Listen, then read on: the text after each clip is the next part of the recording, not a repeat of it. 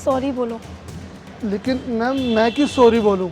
बड़े बदतमीज हो, एक तो गलती करते हो और कस्टमर गुस्सा हो गया है, ऊपर से सॉरी भी नहीं बोलते हो। गलती? मैंने अपनी मातृभाषा में ऑर्डर लिया, ये आपको गलती लगती है?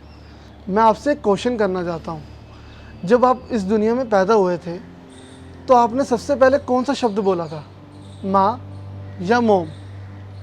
जब हमें किसी से प्यार होता है तो हम अरिजीत सिंह के गाने सुनते हैं, और जब हमारा ब्रेकअप होता है तो हम जगजीत सिंह के गाने सुनते हैं, और जब हमारा दिल टूटता है तो हम शकीरा को क्यों नहीं याद करते?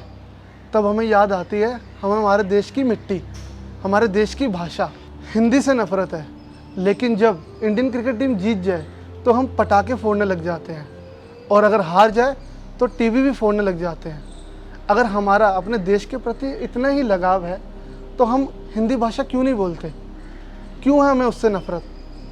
मैं ये नहीं बोलता कि मुझे इंग्लिश बोलने में तकलीफ़ है या मुझे इंग्लिश भाषा से दिक्कत है।